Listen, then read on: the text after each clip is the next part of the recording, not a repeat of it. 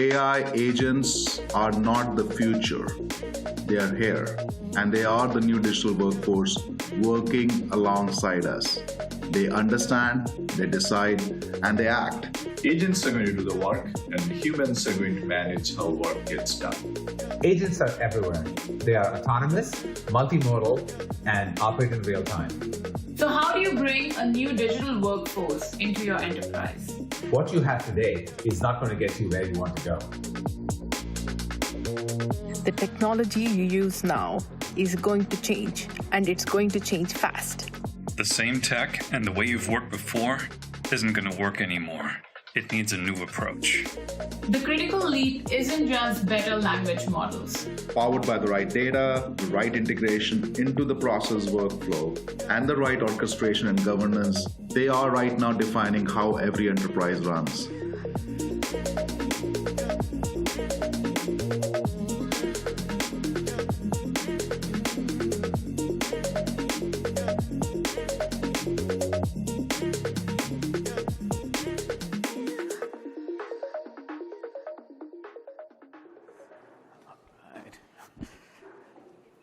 Good morning.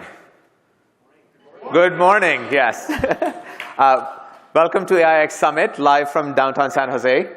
And we're very pleased all of you are here and online. Hello to everyone who is online, anywhere on the internet. Hello from downtown and sunny California. I'm very pleased to present AIX Summit today with our partners, NVIDIA. So I wanted to just get candid about what it means to deploy, build, and get value from an agentic workforce. Everyone's been talking about it, but we want to talk about what gets real.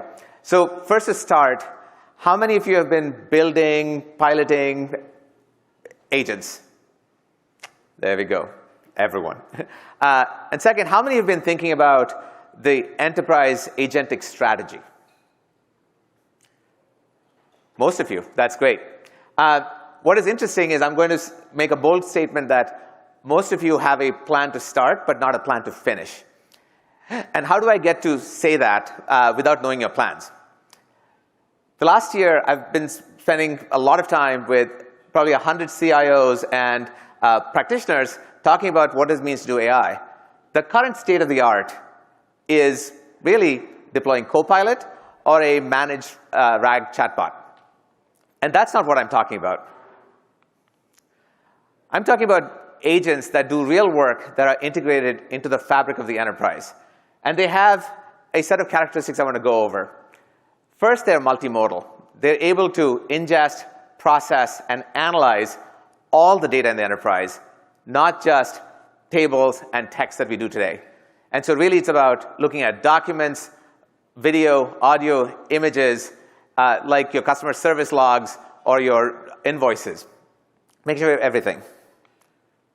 Second, they have deep reasoning. They really have the cognitive horsepower to call on tools, to make a plan, and to seek a goal and create outcomes. And finally, they're autonomous, which means they are really working towards making decisions and getting tasks done. But most important, they're able to solve this without continual human intervention. And this is important because most business workflows have a lot of unpredictable outcomes, exceptions. And so being able to manage that is a critical part of what agents will do. Now, imagine you built this one agent. It's already pretty hard. Each one of these things represents a lot of work on part of the company to get it up and running. But this is not just software. So you have to think about an agent as part of your digital workforce, as a colleague. And so what you're doing next is really thinking about what happens to an agent as it comes in. So first job you have to do is to figure out, is the agent appropriate for the role that you're going to put in? So I'm going to use the analogy of a human person. So we interview a human being, and we say, look, is this candidate good for the job role? And of course, we look at their experience, we look at their skills, but we also look at how much comp they want. Are they a good fit for the company? So it's not just a simple thing of, let's say, accuracy, but it's also all the rest of the concerns that you have when you hire an employee. Similarly, for an agent, you want to think about, are they right from an accuracy perspective? Are they right from a cost perspective? Are they right from a latency perspective? Bringing all of that together is actually a hard task. So making sure that you have the right components and the right technology to really solve for your needs is super important. Second, I'm going to use the analogy some more. You have to onboard the employee. It's not enough to just interview and say, like, I got this great hire. You got to onboard the person to all the tools and all the data that you have. You have your data, your plans, your analysis, your decisions, to really onboard them onto a project so the employee can do good work. Similarly, with an agent, you want to think about how do you get them access to all of your enterprise data, all of the enterprise systems, how you do it securely. And that is an important part of what you want to think about in an agent and the runtime for that. Then you set the person on their job, and now they're starting to collaborate with others in the enterprise. They're doing real work, and they're collaborating with their teams. For an agent, that means how are they going to find other agents? Where do they find these agents? How do they identify themselves? Do they have the right permissions? Can they have the right transactions with these other agents and tools? How are you going to think through that? Then you think about, great, I've done the job for a while. What is the most interesting work that we do from HR as a human employee? We get supervised. We have someone come and look at us and say, hey, look, you did this job well. You didn't do this well. You need to get training. You need to upskill. And so similarly, as you learn more about the job, you can do more complex things. Similarly, for an agent, you have to think about what's going to happen as they grow up, as they work in the enterprise. So think things like, what happens when there's a new model that has more capability? What happens when there's security vulnerability that you need to fix? How do you sort of move through that entire exercise as an agent? And then you also have to think about retiring these agents when their job is done, when that job no longer requires. Just like when we offboard an employee, we think about what happens to their G drive, their SharePoint, how do you archive them? What about their emails? Does it get forwarded to someone else? What have they done? We have to think about how do you safely offboard an agent and deprecate an agent, because you have to think about what are the decisions they took? What are the actions they took? Where is all that data? We have to govern all of that. So really thinking through all of this is what you need to think about an agent to actually get a workforce. Now, that is all awesome, sounds pretty intimidating, but that's just one agent. Now, if you're an agent workforce, you're thinking about hundreds, thousands of agents working in your company, working with your employees and working together. And so you have some really good, big needs for a platform, and that brings me to my next enterprise AI stack. And so to do that, you really need two big things. One is an agent-ready enterprise infrastructure. As you know, when we talked about the needs of an agent, it did not look like an enterprise app or a business application, SaaS application, did not look like a mobile app, did not look like a web app. It was something different. And so we got to have an enterprise stack that is fully designed, ground up for this agentic era, and making sure it has the compute, the networking, the storage, the optimization. And then on top of that, you need to think about your lifecycle. How are you going to think through the entire lifecycle of the agent as we go through the different phases? So it's not just, hey, look, I piloted it. I understood how good it is. That's my first pilot phase. But also through the rest of it. So you need to think about the full agentic lifecycle that is integrated inside your enterprise.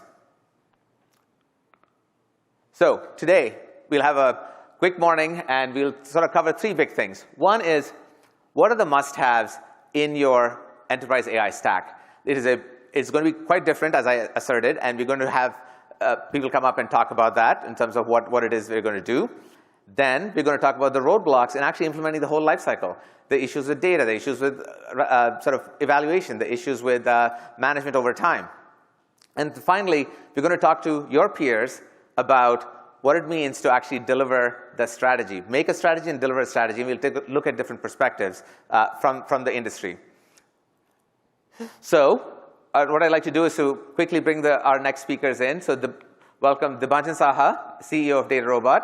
Come on up. And John Finelli, VP of AI from NVIDIA, to discuss the enterprise AI stack.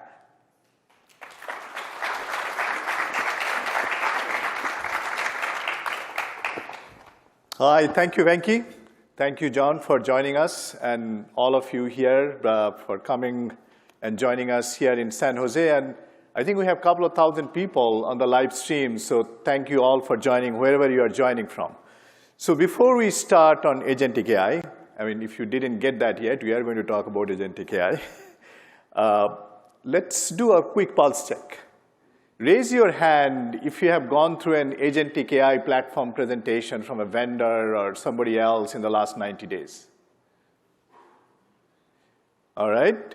And keep your hand up if you thought it was just another chatbot with a superhero costume. I thought so.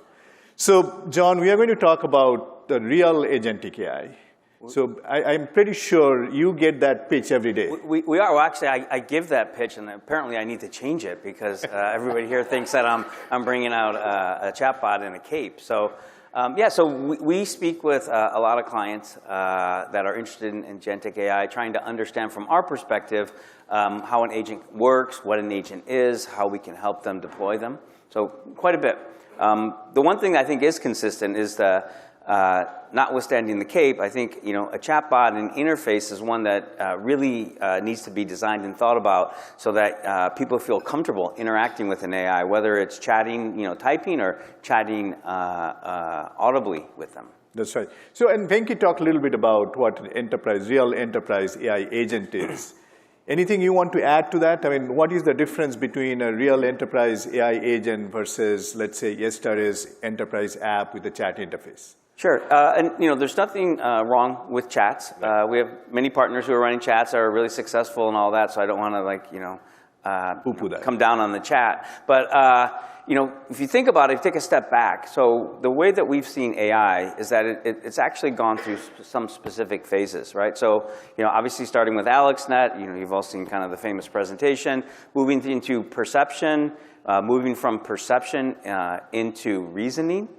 Into generative AI, and then from generative AI into reasoning. And so now that we're in this agentic phase, it really kind of builds on all the previous ones. So I think of an agent as perceiving and getting context and understanding what the environment is, which a chatbot may or may not do that today. The ability to then reason about what they want to do, to think it through. And just like we do, the first thing we do is create a plan.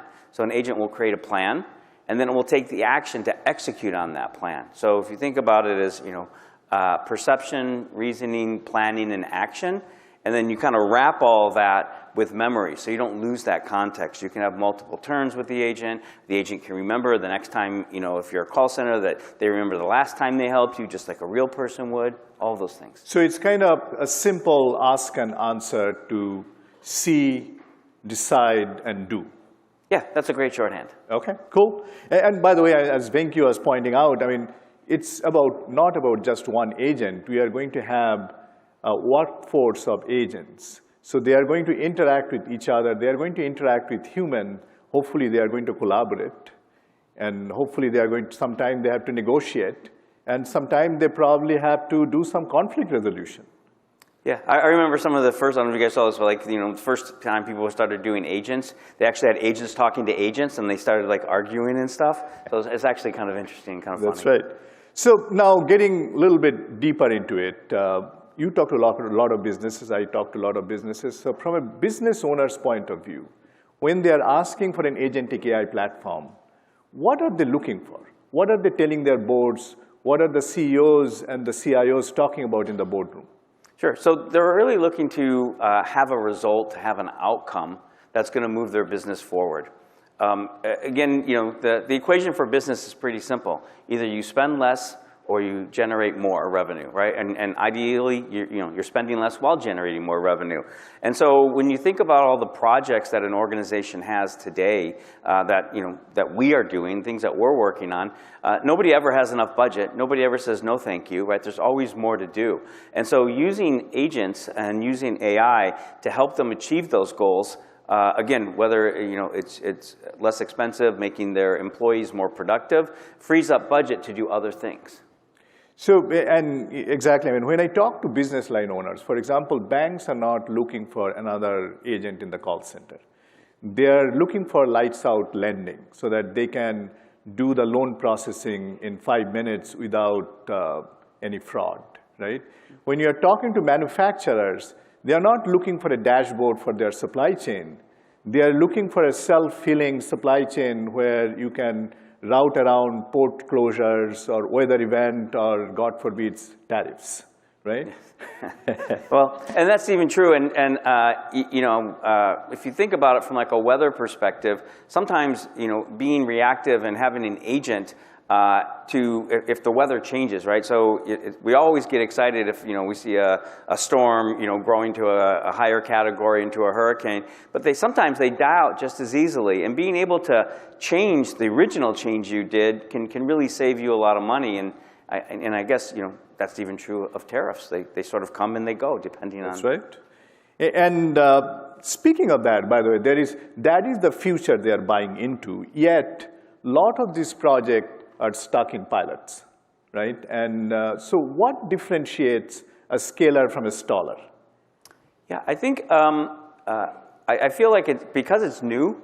So when we work with, you know, IT organizations and they're deploying an application today that, you know, maybe isn't generative or isn't AI, there's a well-known runbook, a well-known processy.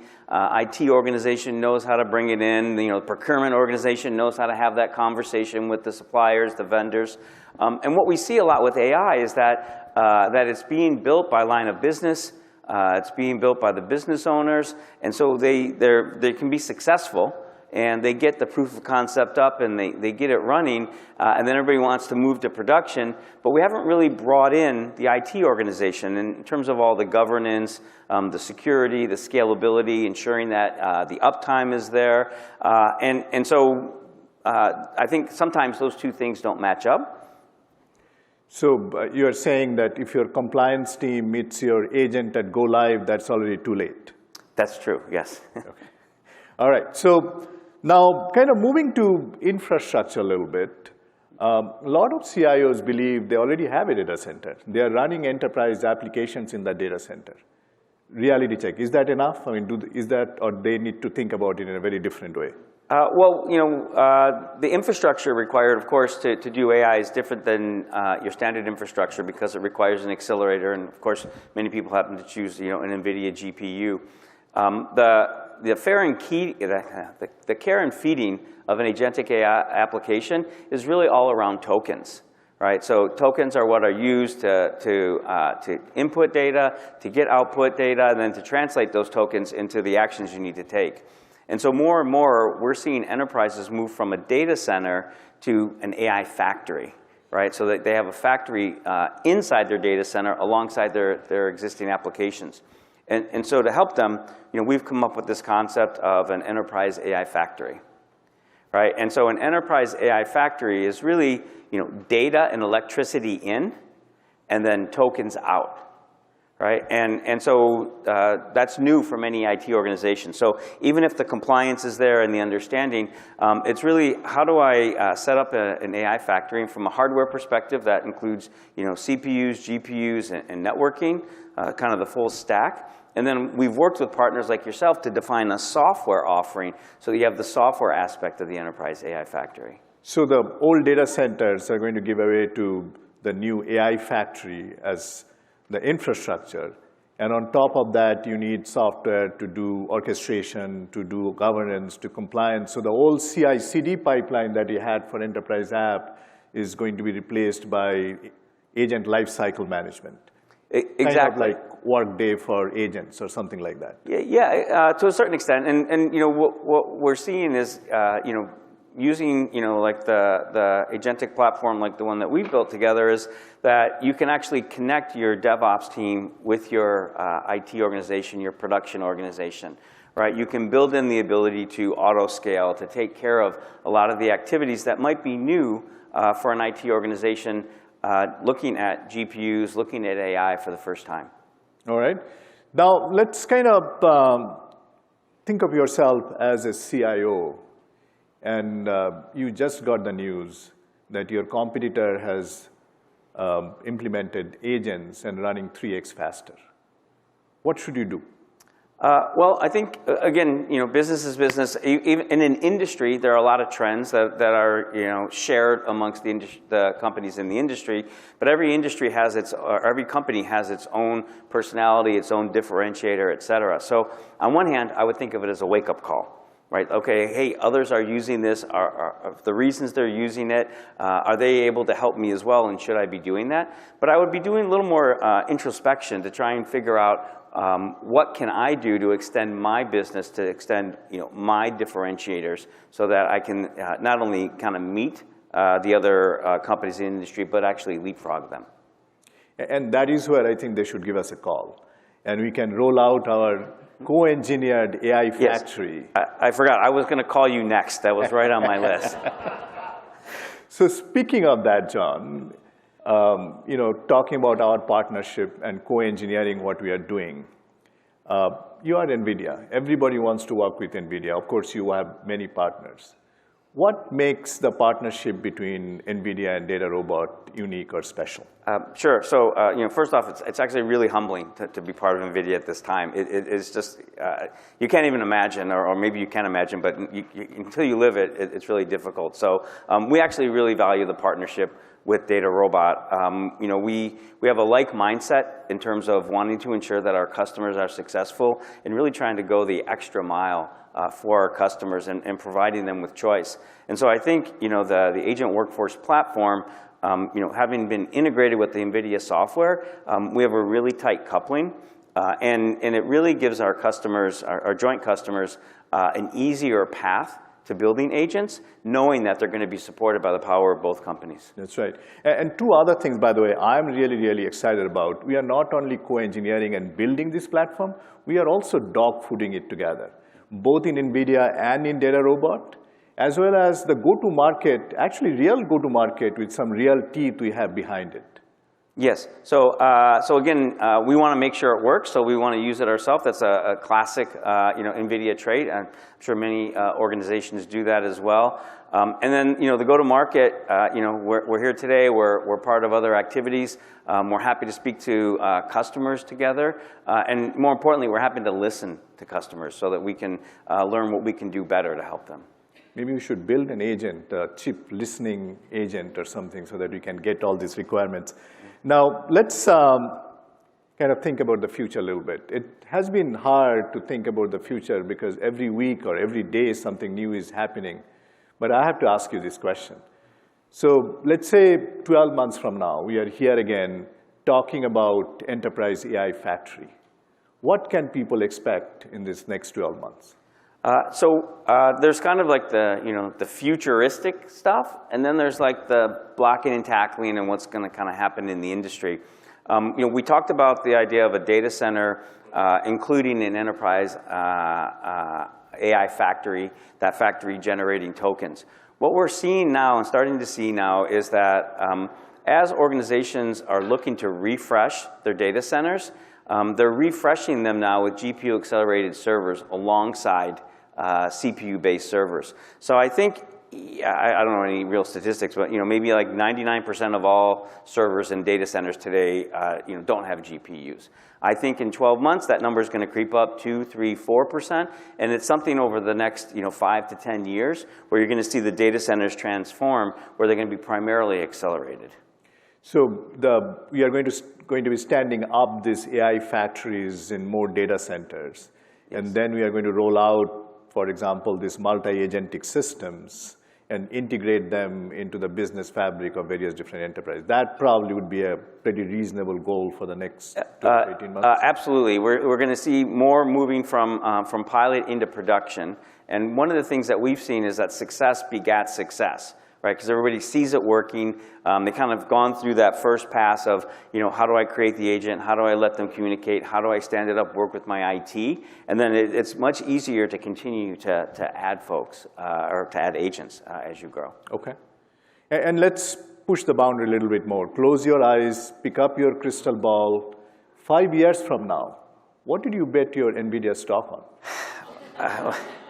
We were laughing at it. I'm still waiting for the teleporter. That's really what I'm looking at from an NVIDIA perspective. But kind of tying it back to the next 6 months, the next 12 months, the next 18 months, we're going to continue to see development, innovation around how you can ensure that agents work better together.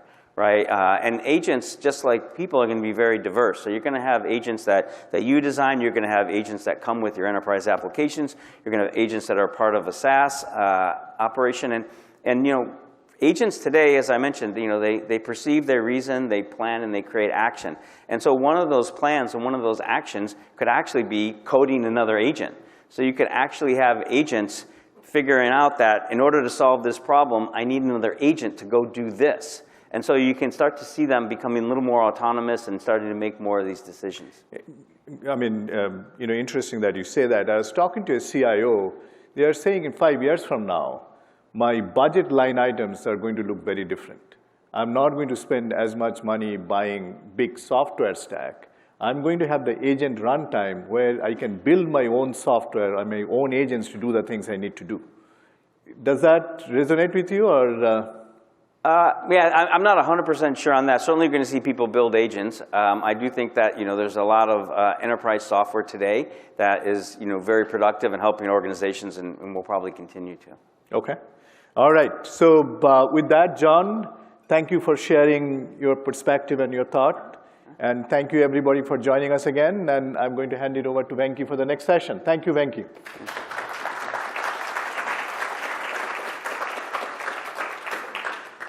All right.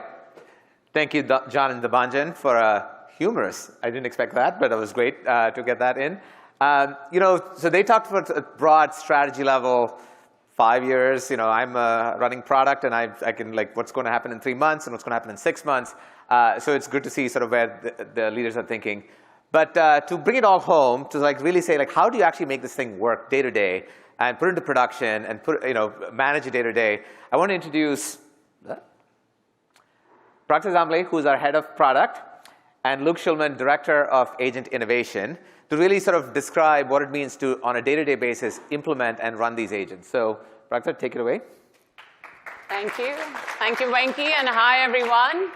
So we just heard about the immense potential these agents can deliver for your enterprise. These agents which are autonomous, multimodal, deep reasoning. And I certainly want to buy into that vision. Wouldn't we all like agents that can negotiate with each other or agents that can code other agents?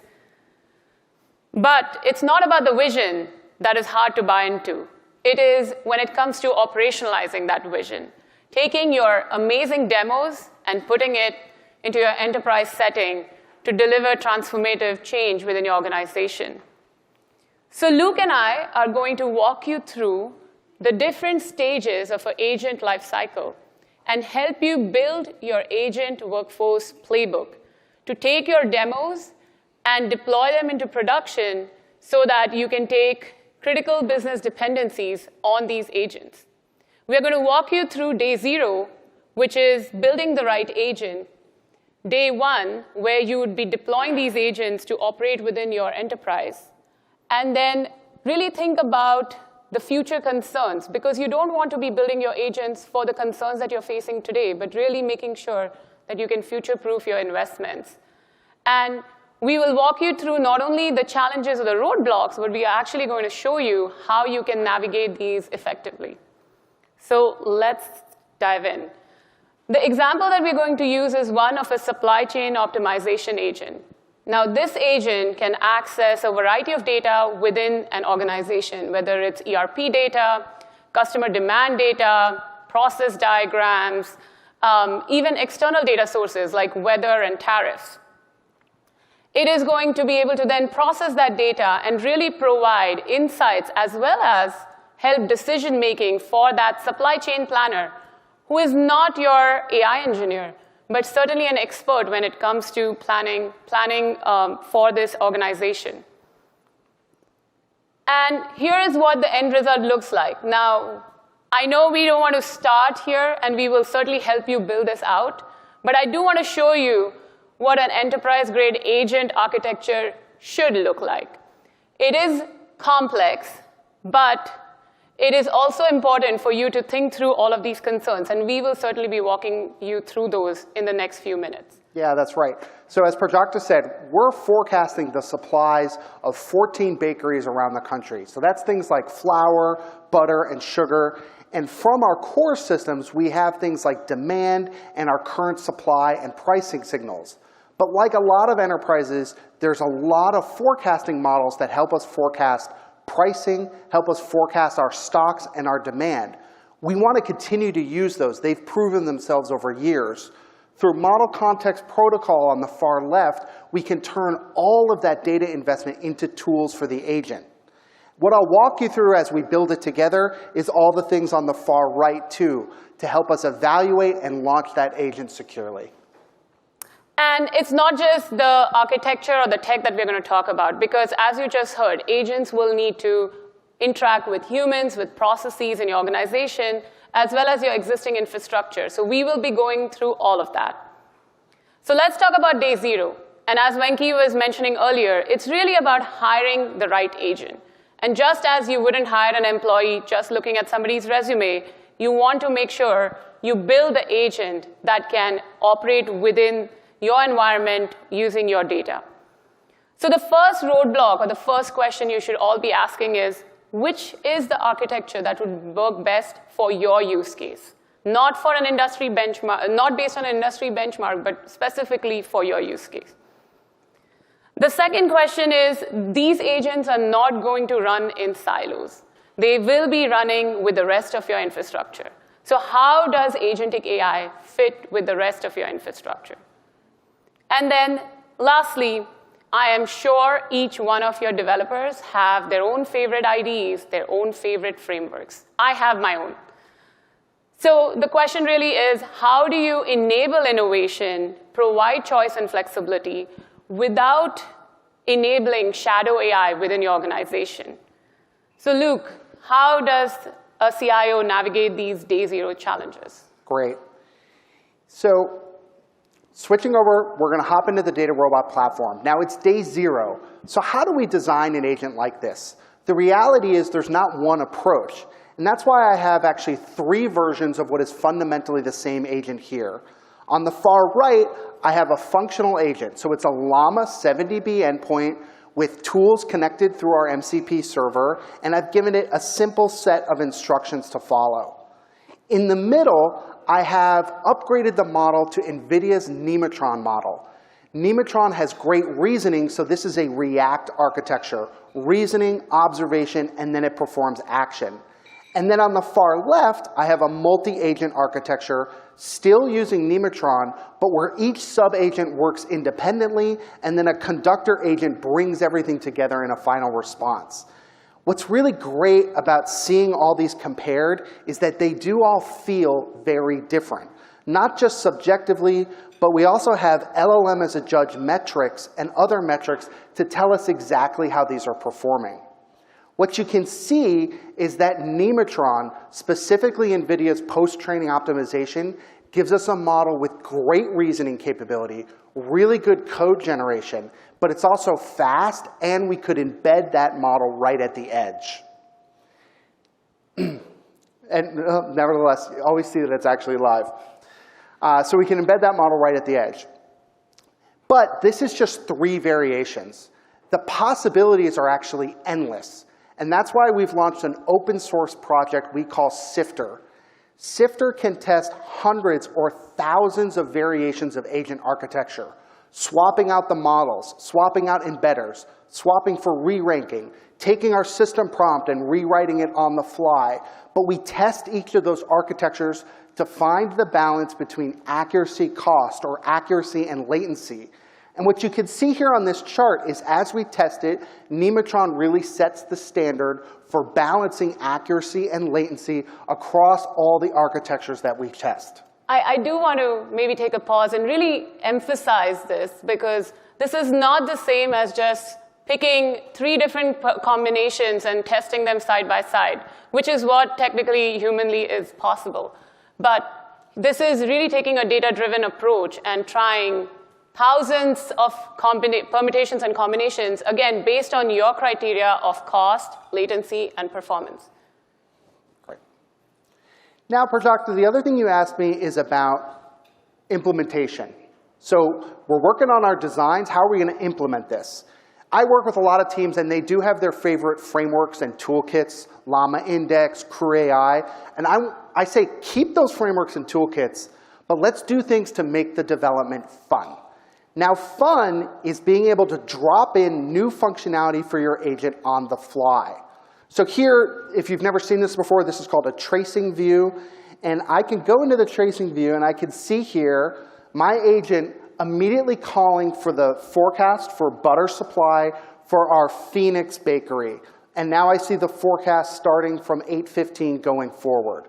I didn't have to write the code to do this because all of those forecasts, those models, and all the tools my agent needs through Model Context Protocol are immediately available to use. That's fun. Likewise, it's fun getting exactly the component you need when you need it. And that's why within Data Robot, we've embedded the entire catalog of NVIDIA NIM containers. So if you need something to do OCR, there's a model available. If you need to do audio processing, there's a model available. If you just want the latest and greatest, like GPT OSS, it's available one click to deploy. We also have cloud-hosted models so that you can benefit from the endpoints and some of the industry's leading researchers like Cohere and other groups. Now, so that's implementation, and we bring all this together in simple-to-use code templates so that you can launch agents by simply typing out deploy. So Prajakta, we ready to give this a try? It certainly looks like you've done your homework, and we have an optimized agent ready to go live. But before we do that, I do want to take a moment to give our audience here some non-negotiables that they should be thinking about as they are navigating this first stage of the agent lifecycle. So first and foremost, you absolutely need to make sure you're selecting the architecture for your specific use case and evaluating it for your environment and your data. Secondly, you should not be asked or required to start from scratch. I'm sure you've spent years building a great data foundation, a great machine learning foundation. You have your forecasting models that are tuned for your use cases. You should be able to leverage those to build these new agents and build your digital workforce. And then lastly, I have never seen a developer give up their favorite IDE. And I don't think you should be asking them to do so. And it's not just your AI engineers or your developers, your data scientists, your business users. They all need to collaborate to build your agent workforce. So you need to be able to provide flexibility for your diverse teams while still being able to standardize on a platform that gives you security, visibility, and control. So are we ready to hit that go live button? Yeah, of course. All right, well, we are ready. Our agents are hired, they're onboarded, and now we are ready to assign them real projects and deploy them in our enterprise. So when it comes to day one, you all should be thinking about how do you get the confidence? Are you protected against these agents interacting with your data, with your tools, with humans in your organization? And do you have the right monitoring in place and the ability to mitigate issues as they arise? Secondly, we heard John and Debanchan talk about how these agents require a fundamentally different infrastructure. They talked about the AI factory. So how do you make sure you have the capacity plan to give these agents the capacity that they need? These agents are all non-deterministic. So you wouldn't know ahead of time how they would scale. And as they interact, again, across hundreds or thousands of users within your organization, they will need different types of capacity, different amounts of capacity at different points in time. So how do you capacity plan for your agents? And then lastly, it is not just one agent or one team, though that's the example we are walking you through. I am sure you have at least 5 different teams today who want to start on their agentic AI journey, deploy agents into production. So how do you securely scale agentic AI across your organization? All right. So there's a lot to unpack here. So we'll go back into the platform, and let's take a look at how we address some of these concerns. So I showed a glimpse of this earlier, but let's talk about the guardrails and evaluations. As I mentioned, things like goal accuracy and task adherence, these are LLM as a judge metrics, but they allow us to set some standards and benchmarks. This industry is changing so fast, you have to set a clear benchmark and standard for how you want your agents evaluated and how you want them to perform. Because you can't just rely on teams to do that. Things are just moving too quickly. One of the other things that we have here is we have PII detection and other guardrails. Because even when your agent interacts with your customers, you don't want your customers putting their whole life story into your agent, right? There are some cases where they should defer to human intervention or should defer to some other avenue, and guardrails can help you do that. This one here looks for things like account numbers, birthdays, and things like that, and will put up a warning to say that a human could go in the loop or whatever's required. In addition to this evaluation, we want to be able to repeat these evaluations as we make changes to the agent.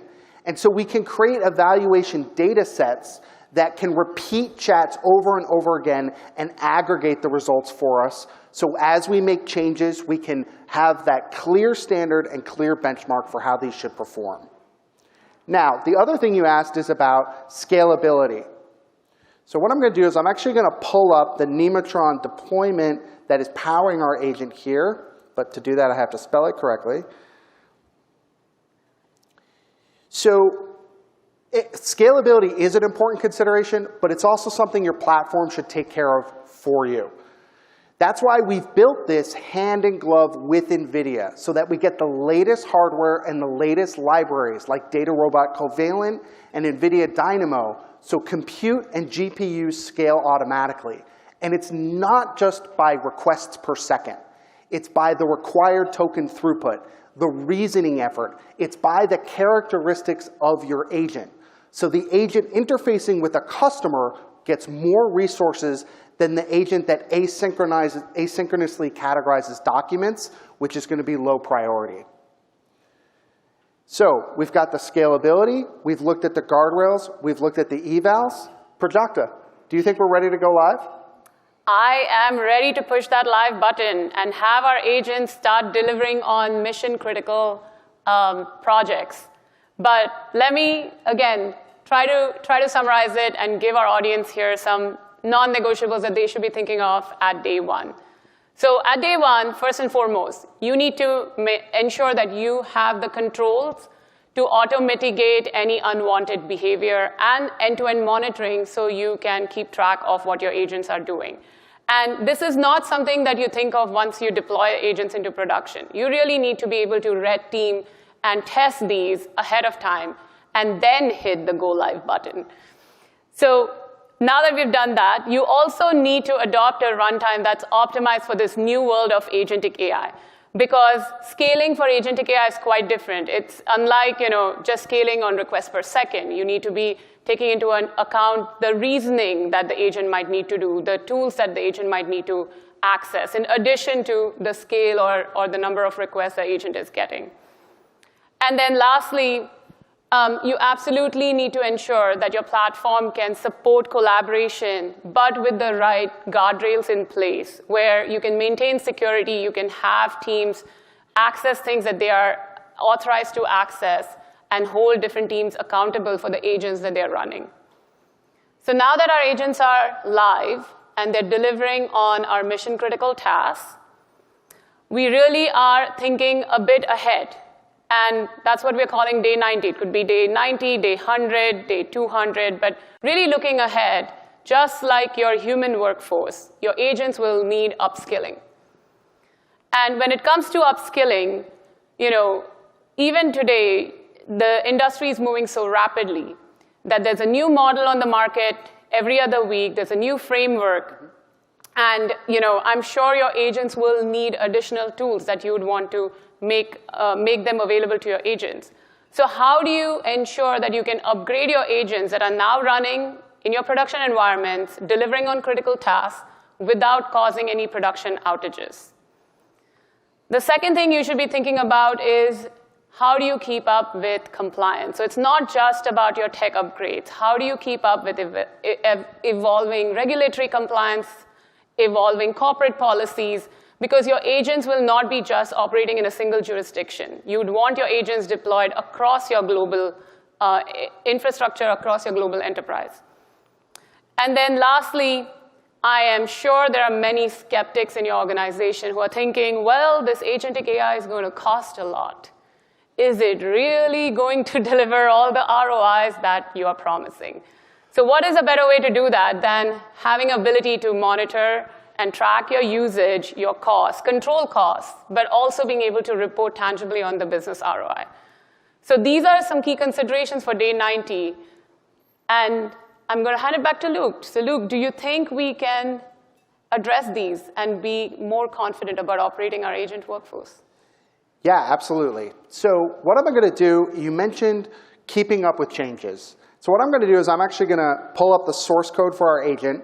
As I mentioned, it's running on Nematron, which you can see right here. Most of you should know there was a new release of the Nematron model just 3 weeks ago. So if I want to upgrade this to Nematron 1.5, it should be as easy as I can make that change, and I can say task deploy, and it'll immediately go ahead and tell me everything that was dependent on that change, and we'll go ahead and do it. Does that mean I can also deploy the latest NIM chat GPT OSS? Yes, it does. Yes, thank you for asking. It sure does. Absolutely. So here, again, it's identified all the dependencies. Now, the other aspect of keeping up with this change is we want the agents to benefit from all the work they've already done over the previous 90 days. So here's the agent actually running on Data Robot, and I can go in and I can see really detailed metrics about how it's performing. All those guardrails and evaluations I talked about, they are still running for every invocation of our agent in production. Task adherence, agent goal accuracy, even the PII identification. I can even go into a tracing view, and I can pull up in detail every single invocation and how it was processed. Also important, I can export the invocations and their responses as a tabular data set. And the reason this is important is I can send that back in to be an evaluation data set, so I can harvest the best responses and use it to incrementally improve the agent that we've launched. Now, the other thing that changes all the time that I did not mention before is the data our agent uses. When users interact with the agents, we want them to use their own data. And so we have to create that chain of authentication from the user through the agent all to their data source. This is the concept of the homework I was talking about. And so that's why on Data Robot we have OAuth provider management. So 90 days in, if one of your employees changes role or leaves your enterprise, their authentication means they can no longer access this data. So SharePoint, Google Drive, and Office, we inherit that security structure for all the agents. We don't have to re-implement it 100 different times for 100 different users. Now, compliance. Compliance is really critical for our highly regulated industries. I'm going to actually switch use cases briefly.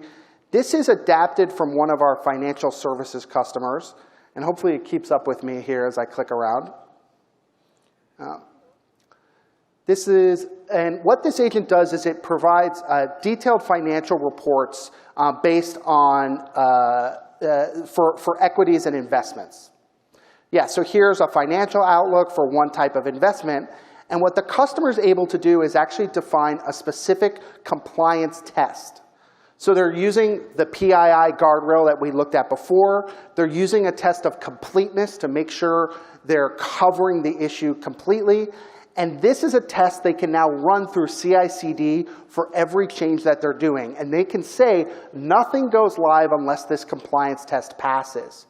Taking it a step further, we can even aggregate all these tests into what we call a compliance document.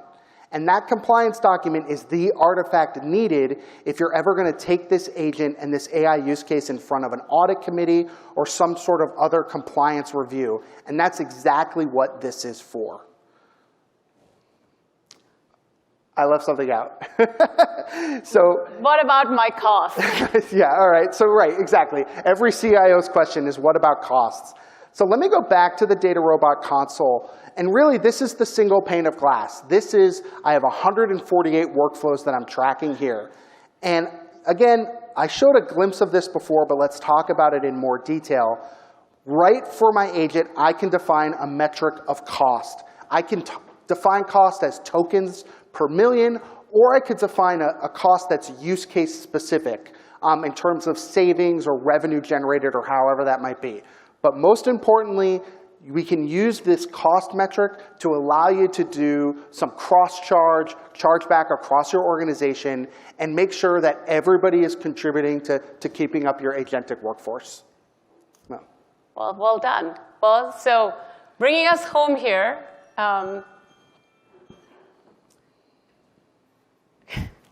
right, so to ensure that you have thought through your future concerns and to really future-proof your agentic AI investments, first and foremost, you need to ensure that you're adopting a platform and tools that will allow you to upgrade with ease, without any downtime.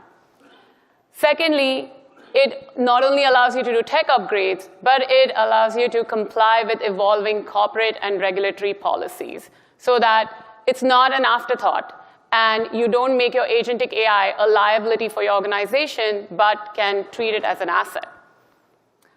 And then finally, as Luke showed us, you can measure your costs, you can put controls around it, and you can also define metrics that are custom to your business to be able to reflect how you're delivering value over time to your internal stakeholders so that you can be very data-driven in delivering ROI on your agentic AI investments.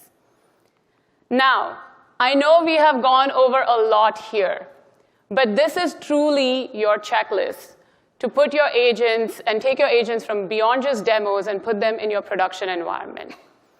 And if your tools, platform that you're adopting cannot deliver on these, you shouldn't be trusting that platform with your enterprise data.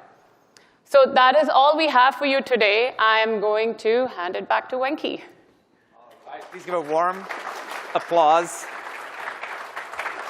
to Prakta and Luke for showing us how to do it and sort of think through the whole life cycle, which we've nicely called as day 0, day 1, and day 90. All right, so we're going to take a little shift now in the program. We've talked about software and strategy and everything else, but I want to sort of shift to our customer side. All businesses at all times are thinking about two big things: how to be more operationally efficient all the time, and then second, how to think about digital transformation. We've been doing that for now at least 30 years, 40 years.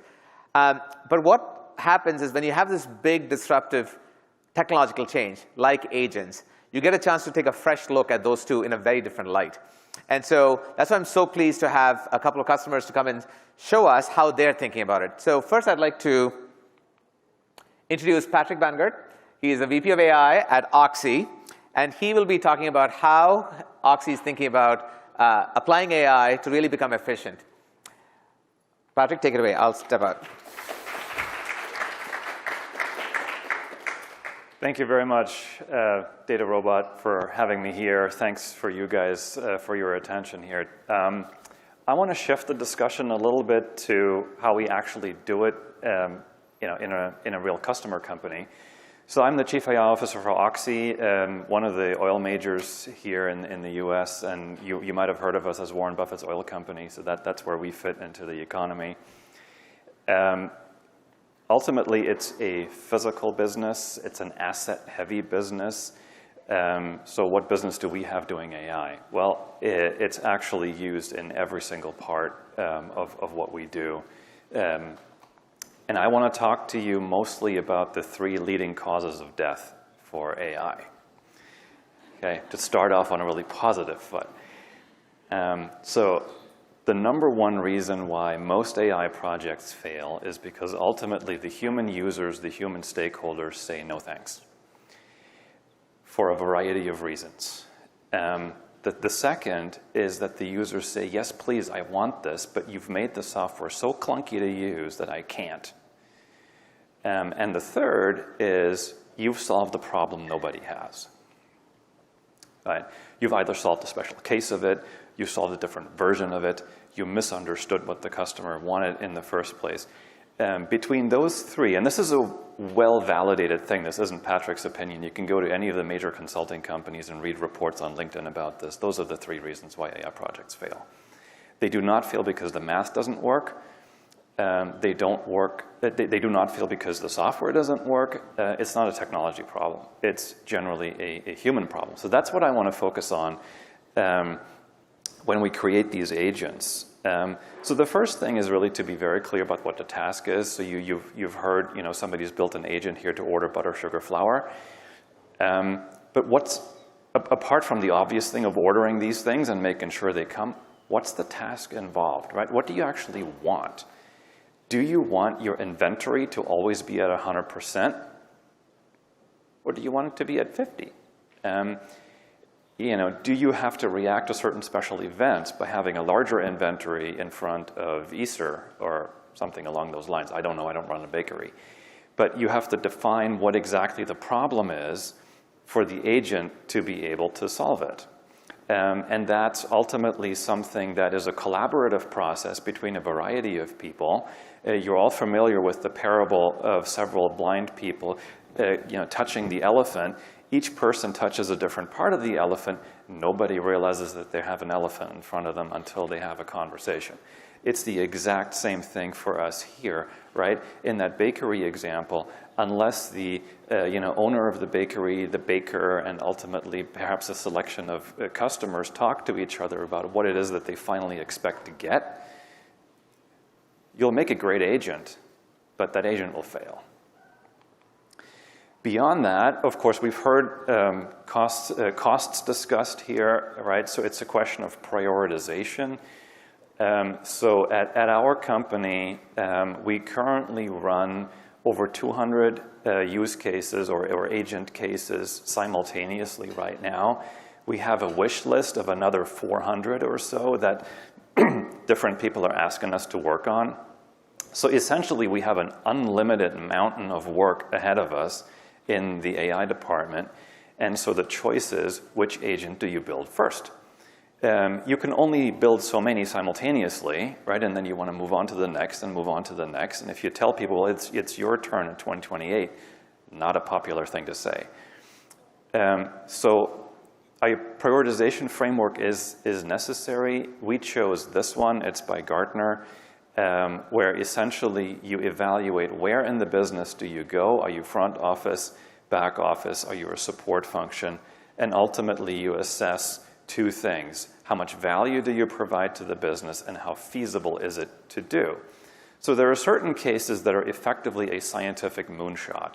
At the beginning, we really don't know if we're able to solve that problem. Maybe we don't have enough data to represent the problem correctly, in which case agents would have a hard time.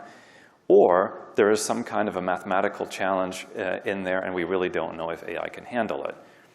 There are other cases where it's a complete no-brainer because a bunch of our competitors or other companies have already done that, and so the feasibility is at 100%.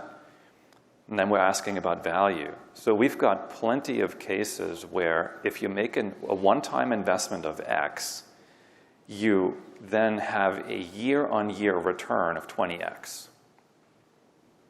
It's a no-brainer. You do that. Right? There's actually plenty of examples in asset-heavy industries where that's true, and so AI is well worth it, but you still have to compare the cases. So having an overview diagram like that is super useful in looking at a portfolio where you're not building one or two agents, but like we're doing hundreds of them.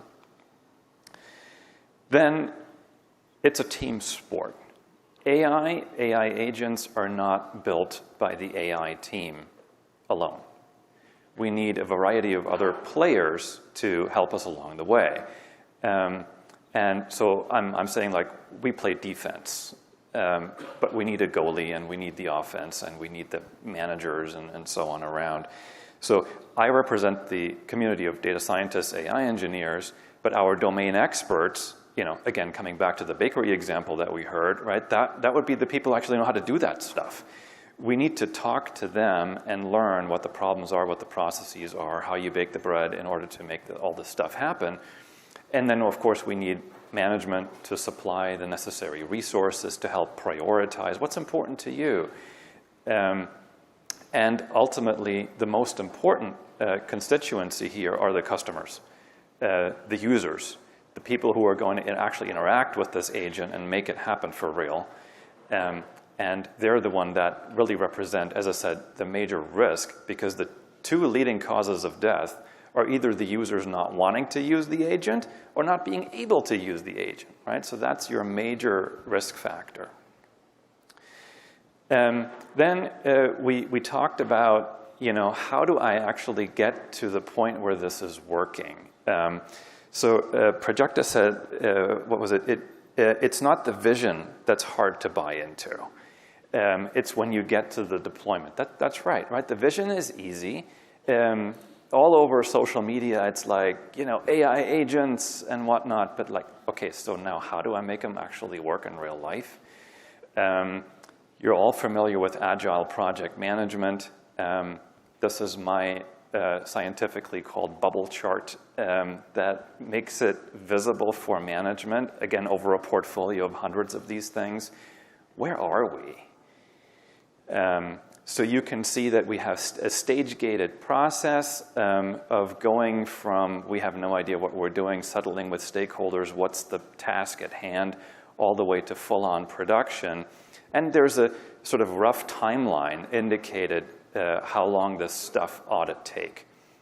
And a lot of people in our industry, not the oil and gas, the AI industry, right? A lot of us AI people constantly talk about POCs. Companies come in and say, oh, let's do a POC. Companies say to vendors, and I'm sure DataRobot's probably hearing this 20 times a day, why don't you come in and do a POC? I'm allergic to POCs. I tell people, I don't care about POCs. I care about deployments. So what's a POC, right? Most of the time, POC does not stand for proof of concept. I know that's what you think it means.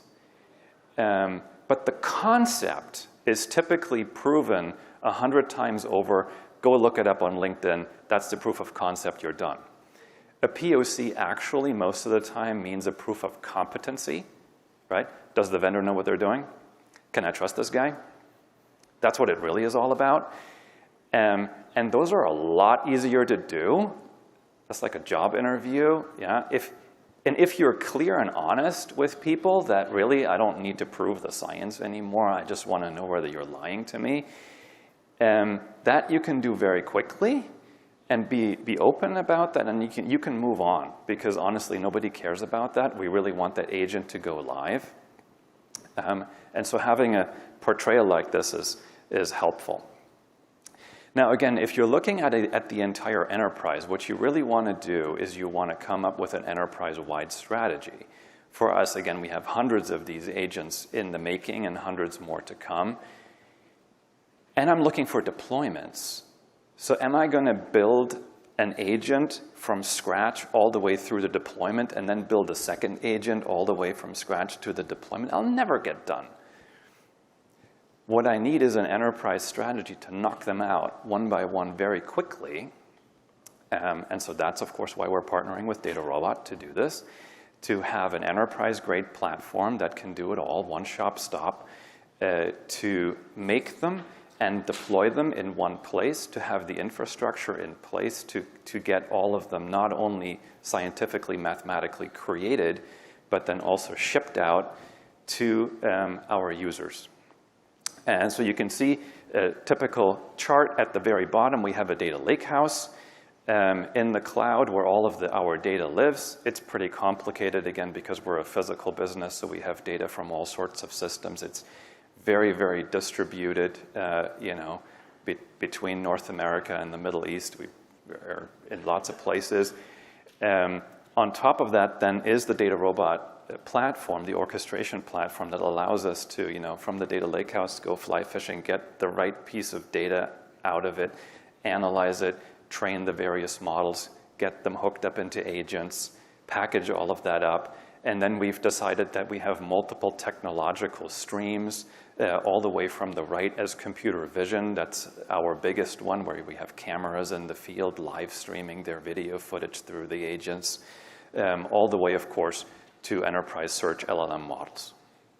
All of that's being deployed and then ultimately, of course, monitored with an observability approach and shipped out. And that's how we look at getting to operational excellence not just in one case, but in a whole collection of them. Now, I'm sure that many of you have encountered situations where there was a bit of miscommunication, and that was my leading cause of death number 3, right? You're solving a problem nobody has. It's a frequent experience, not only in AI, but in software development. And people have been drawing a chart like this for before the internet existed. So this is kind of nobody's intellectual property.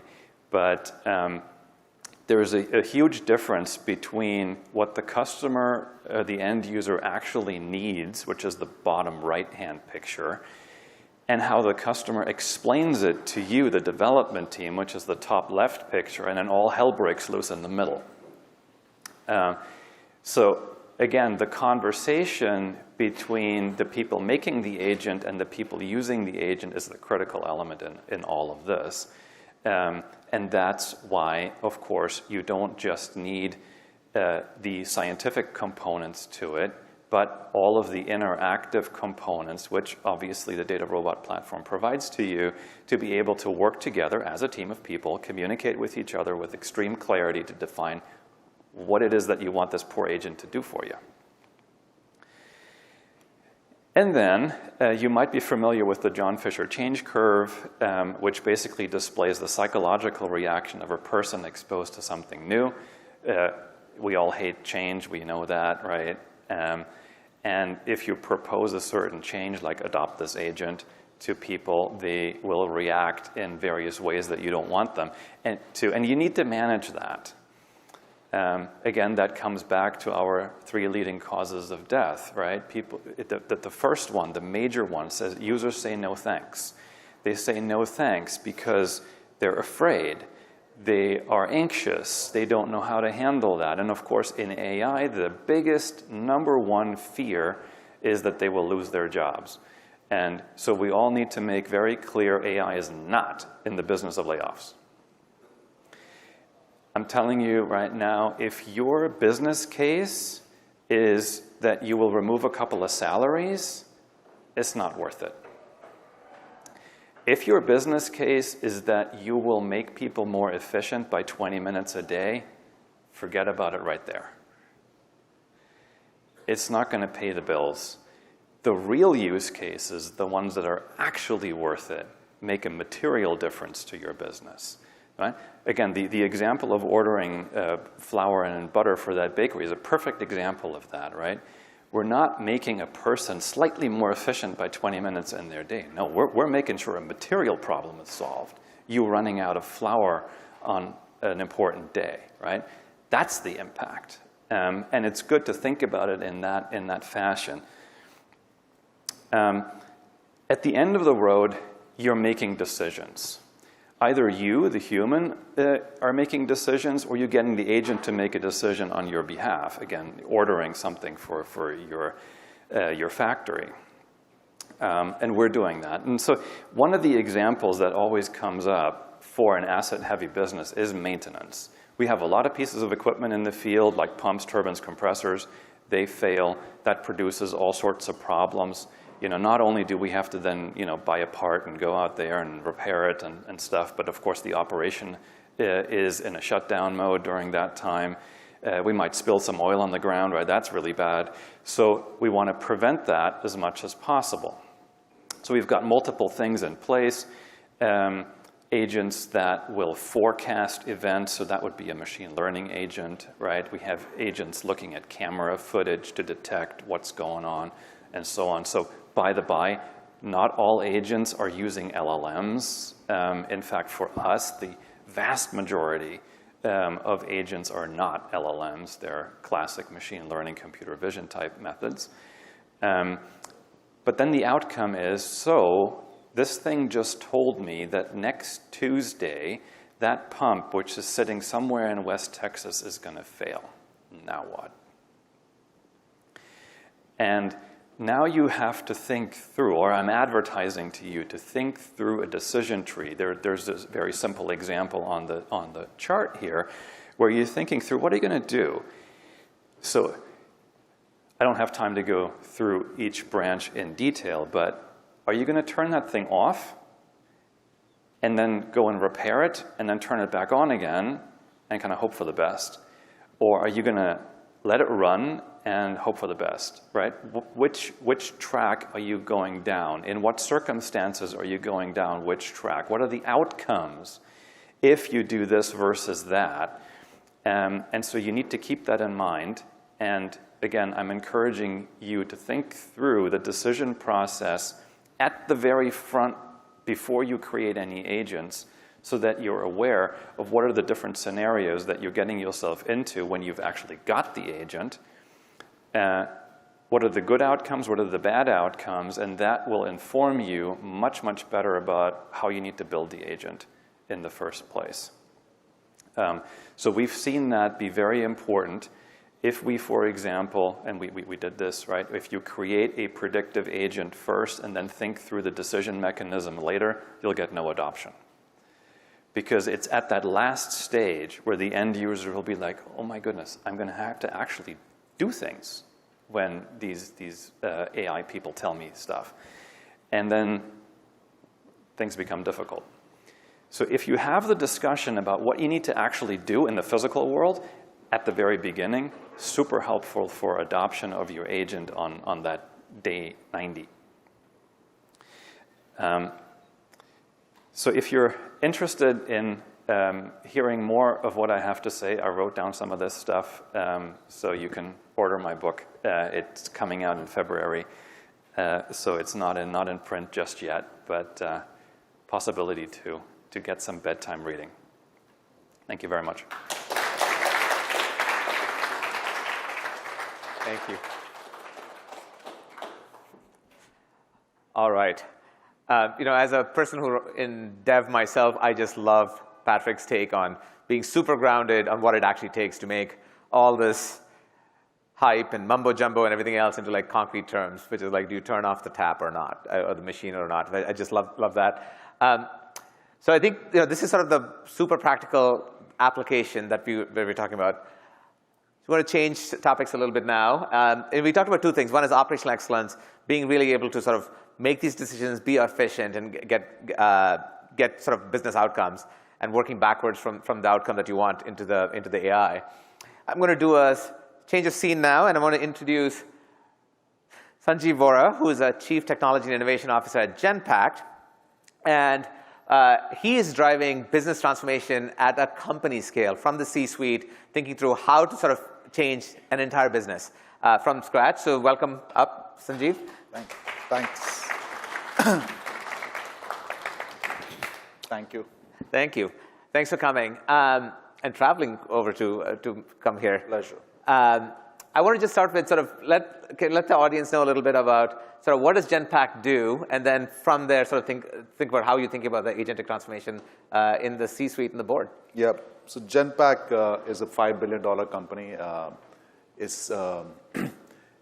In 95, 96, it was a part of GE. It was a company which was built for managing back office of GE. And then in 2004, it got spun off as an independent company with a very nice New York Stock Exchange, ticker. Ticker is G. The company has been helping 800 clients, many large enterprises, many mid-sized enterprises, for helping them run their operations and their technology, underlying technologies. So that's what it does. Maybe your second part of the question, or maybe it's a new question, is sort of, I know you've been thinking very strategically from the ground up, and sort of like, what does it mean to sort of reimagine your company in the context of agent? And so like agent transformation, tell us a little bit about the conversations you've been having with the board and with the C-suite on what's driving it. Yes, absolutely. So look, we have a very clear strategy that we built a couple of years back. We are in the execution right now with the strategy. We have a strong plan in place, which is basically, we call it Genpact Next. And the whole logic there is to become an autonomous enterprise, which essentially means, as Patrick was saying, that we have around 130,000 people. We're going to expand our business and grow our business. And as we grow that business, we foresee our workforce to be having our people and agents. and that's the future. And we're already in that journey right now. So as I was very inspired to see the program plan that Patrick was mentioning, we will have a similar program in place about X amount of agents and their new agent IDs, if you may, and how are we managing that. But that's the future we see. Now we are doing it for ourselves first, because we, as a leadership team, along with the board, felt that unless you do it yourself, you cannot actually do it for anybody. So while we are in a professional services company, we said we'll do it for ourselves. So we call that program as client zero, which means it's a client zero, and then you start with the next client. Right now, that's what we're doing. We are doing it for us, and we are pretty advanced, a good stage in our journey. Frankly, I would say we are far from the initial teething problems. We are into the real execution and the meat of execution, and we are now putting that whole for our clients as well as we go around. Awesome. I think it's a funny mention about teething problems. I think we've talked about roadblocks. We talked about different issues. Tell us a little bit about sort of the evolution sort of from early vision, which is like, hey, look, I love that you talk about agent workforce. We named our platform Agent Workforce. But sort of think about what are the kind of things you went from the vision to really, here's an action plan, and then some of the changes and challenges you had. Look, we fundamentally believe that the shift that's happening in the last couple of years, and especially last year, frankly, because it became real in terms of execution, we felt this is the time, the agentic, the world. In our definition of agentic, we are treating this as a way of scalable AI adoption. That's a way to scale the AI adoption into the firm, creating business value. And again, to the point, as Patrick was mentioning, it's not about doing 1 or 2 agents here and there. We have 100+ agents right now in our system, running very effectively, and I can quote a couple of them and say how it works. But the idea is not 100. We did an inventory of what we will need in the future, like in the next just 2 years to 3 years. It is coming out with thousands of them. So we're talking about thousands of agents working along with our workforce to run our own operations, right? But the trick here is that all this investment plan is built on real value creation. So we assume that we are 15 months in the journey, roughly. And the first few months was to set up the team, to get the buy-in, everything else, and I'll talk about that.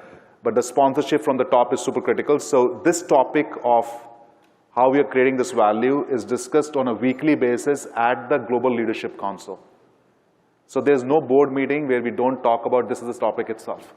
There's not even a single board meeting where it's not got discussed. So that's the kind of a sponsorship from the top saying, this is real, go and execute, right? It's not about saying, let's do an experiment here and there, let's do one use case and show the power of that use case. It's about a battery of use cases going and flowing at the same time as a systemic change in the company. But the key thing is following, right? At the end of the day, it comes back to the CFO. Because we got the investment for this program, and he's the guardian. He's a guardian in the leadership meeting, leadership council, to say that whether we got the returns or not. He was a non-believer himself. And I'm quoting here because obviously he may be listening to me. But he was non-believer just a few months back by saying, no, you can't put such a big number of expectation of release of funds. In last 6 months, because we started with CIO function first, then we went to HR function because of a people company. We had 130,000 people, so we wanted to automate the entire people function and by using agentic workforce. And then we started going to finance because finance is very critical, right? So obviously now he can touch and feel what's happening in the agentic world because it's his team as a business sponsor for that work. Now he's very pleased because just in last 6 months when we have seen the results coming through, because the first few months was to design and implement and get into production, but now he's starting the real impact.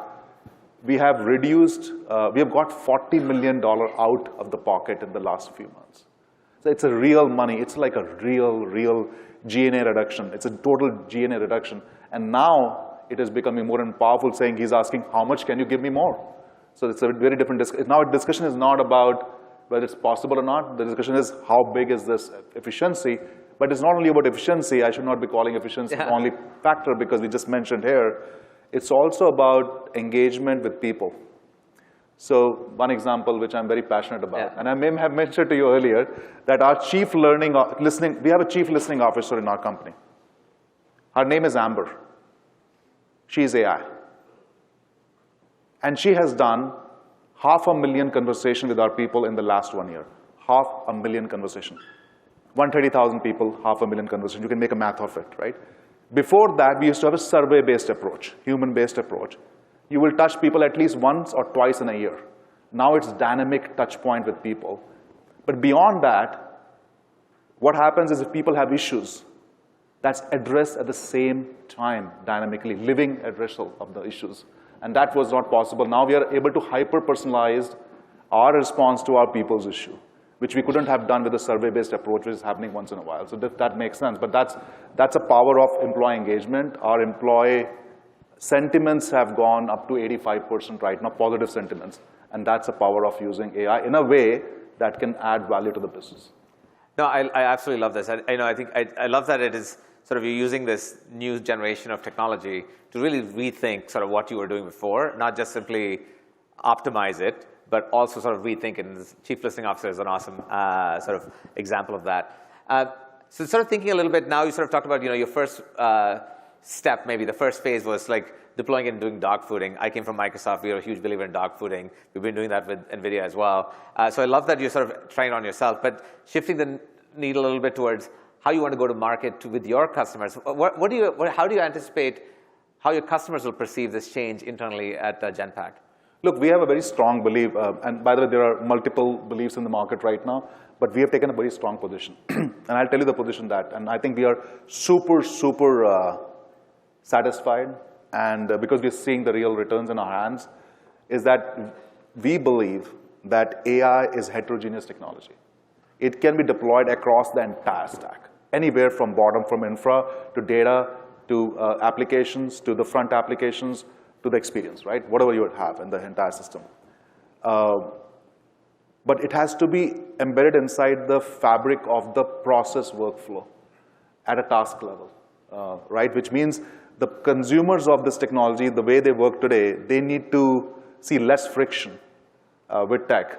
And the AI has to be inside the fabric of the workflow itself. Now, as a company, we are process geeks. We came from Six Sigma background. We know process at a very, very minute level, like at what we call as keystroke level, right? We don't care, like our consumers of the process, they don't care whether it's SAP or it's Salesforce, which system they're working on. They just know the process very well. They know how to verify invoice. They just know that. That's what they've been doing for 30 years. So that's a process. Now, what we're doing is our fundamental belief is that you put the AI into the fabric of workflow and then you start generating returns. So we're looking everything from an angle of a process and trying to figure out how do we embed AI without creating extra friction points. And that's the way we are thinking about this whole story. So the clients, okay, so this year we launched, in February we launched our first, let's say, manifestation of our first strategy called as Services Agentic Solutions. And we started building the Agentic Solutions. And we picked up the first area called Accounts Payable. And we launched 4 solutions in that. The 4 solutions are AP Trace, Accounts Payable Trace, Accounts Payables Advanced, Account Payable Capture, and Account Payable Assist. It's a flow. It's just the flow of the system. So the idea is to look at AI systems. Now, it's not that there are 4 agents. There are multiple agents within these systems. That's how it is. It's one-to-many relationship. But the idea is that you are able to drive efficiency about invoice processing, and you are able to do that at much faster rate, much higher quality, and giving much more higher response to your suppliers, which they may be missing right now because of human intervention. Now, to make it real for you, just make it real. Invoice verification is a very simple process. It's a very task-oriented, simple process. It has 3 components: purchase order, you ship the goods, you get a good receipt, second document, the third document is invoice itself, and then you pay the supplier, right? You can't imagine how complex can it get. Assume a situation where somebody is shipping you a good with 100 quantities, 100 items, and you receive 99. So your warehouse says you only got 99, and invoice was billed for 99 or 98. That's called as mismatch in the process itself. Now, whenever you have this mismatch, can you imagine that for every company, whether it's large or small, it can take weeks to resolve that problem and pay the money to the supplier? Can that be happening in hours or minutes is a problem we're solving. It's a real problem, right? So for one of our clients who are doing around $10 billion invoices a year, verifying invoices in a year, they may be doing 50,000 plus in a day. Let's assume that is a number. For them, the most important thing was we just want to close the cycle time and throughput time of this. That's the real business value we want. Because when we don't close it, our suppliers don't treat us well, or they feel that we are not the right customer for them, and then we don't get the respect and against our competition peers. We can't negotiate the new rates with them, and we can't bring the overall cost down. So to just solve this problem itself becomes the business problem to solve for it, right? And there are many other examples like that I'm just sharing with you. That's how we are now moving to the clients. And right now we have, from January onwards itself, we have more than, so we have our own base of 800 clients. So we are going to them. We're saying that we can provide the solution now. We can move you to that solution. And that's work is going on. So we are talking to more than 300 clients right now in that bucket of who are doing accounts payable. 25 have gone live, and that's the progress we're making. That's awesome. I just love that it's so concrete, and it's like, it's not just simplifying the efficiency, but it's also how your suppliers feel, because they, there's respect. You talked about that, which is sort of not what you normally think about in the context of like AI, but it's great to see sort of the downstream implications of doing a good job. And Venki, let me just add to that, because now I'm passionate about it. Yes, good. You're raising this. So, because it's important for us to understand the problem itself, because that's what Patrick said. If you don't understand the problem, the value is not going to come. Right. And investments are not going to come in the future. And that was the issue when people say Gen AI is not producing results, because you are using Gen AI for a very local and general problem, which cannot get the business value. Unless you go deep in the problem, you don't solve it. So picking up the example of the invoice, there are suppliers who may be bad suppliers. I'd call it bad actors. Now, how can AI help identify those bad actors? And that's where there's a functionality which I was talking to about AP Trace. What it does is anomaly detection, right? What it does is it keeps watching all the suppliers who are, assume there's a supplier who always ships you less material than you always ask for. So once he catches that, and it's against the, outside the threshold, it flags that's called agent in execution. It flags the issue and alert saying this supplier has to be now brought down in the recommendation engine, right? And it's given to the procurement and supplier management system saying, oh gosh, like you have to look at the supplier again and re-rate the supplier and the vendor. So that's another way of looking at how this can take it to the next shape of creating value for the company. Very cool. Which is non-human or AI. That's right. Yeah, no, that's great. Maybe I'll just sort of change, because this is a technology conference, and sort of tell us about how you think about the technology that's supporting this big transformation. About the technology itself? Yeah, that your CTO, you're thinking through how so at a high level. Look, technology, I think, is already there. I think technology is there for industrial grade application already. But I can tell you two problems that we see from a technological side of the angle, and not from the business, but technology side of the angle. One is data still remains a major issue. It's a massive issue of fetching the right data for the right problem.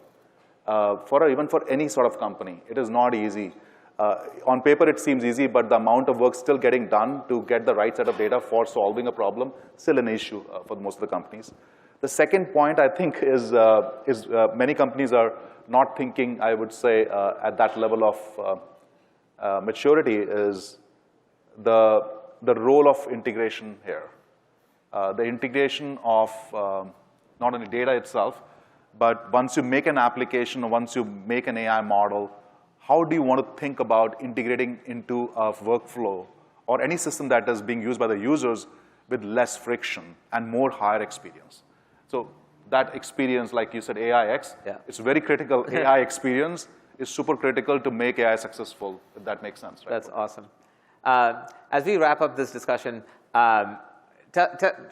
you're here as a C-suite member. There are others in the audience. What is the one piece of advice you would give them, having gone through the journey yourself in the last 18 months? The one piece of advice will be just don't wait. There is no perfect answer. You have to start acting fast and learning fast from the first experience. That's one.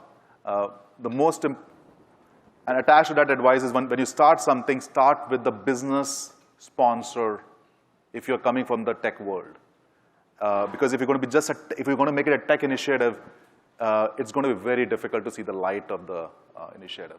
I mean, you may find some good examples and successes, but it won't be an enterprise-wide change driver for growth or for efficiency or for value unless the business gets involved upfront. And it is a hard job to get the business sponsor to understand the value and get them into the fabric by saying, I'm not just funding $100,000 for this program, but I'm actually going to sit down every week and look at the program as to how it's adding value to my business. I think that's a shift which is going to be super critical for making this successful. Awesome. Thank you. I just love that, both between Patrick and you, there's these common threads around sort of like deep integration, understanding the business thing and working backwards. So I think what we want to do is, I'm going to get up now and we're going to do a little bit of panel, so we'll sort of set that up for a second. So why don't you guys come over and sort of set up the panel? And I think you can stay there, but I think we're trying to just get this thing here. So we have a great set of panelists. We're going to bring our audience back. So not audience, our speakers. And I also want to. All right, so I think you're there. And John, you're over there. Patrick, you're over here. And I want to introduce Jay Das, who is a co-founder and president of Sapphire Ventures. He's a longtime friend of DataRobot and on the board. And so wanted to give his sort of in Silicon Valley, so get his VC approach as well. So let's just get started. Excellent. All right, welcome everyone. Thank you so much for coming over. Thanks for having me. Excellent. So one of the first things I would notice is like we have this great set of perspectives from all of you. John, you're from NVIDIA, the world's leading provider of AI infrastructure and software.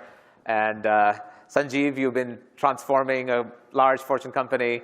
And then Jay, you have this unique view of sort of as a VC across the whole industry and firsthand sort of knowledge of the hype cycle and sort of also where to sort of join the hype cycle. Yeah.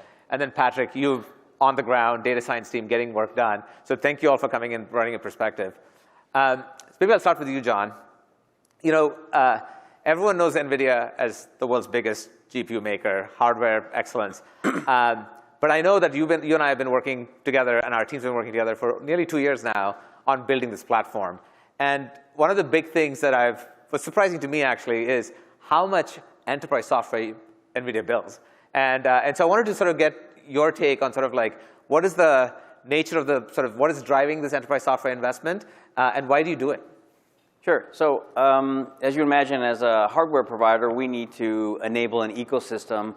People don't buy GPUs. They buy applications. They buy business outcomes, as we've been discussing. For many hardware providers, that means they're going to write a driver.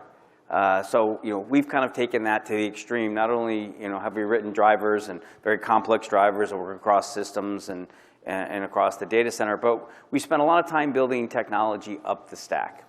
And the concept we talked about earlier for the enterprise AI factory, there's actually 3 workloads in an enterprise AI factory. There's agentic AI, there's physical AI, as you move into robotics and sensors and digital twins and those types of things. And then there's high-performance computing, scientific computing, all which runs within that enterprise AI factory. And then, of course, many other applications in different industries. VDI is a great example of that with virtualization.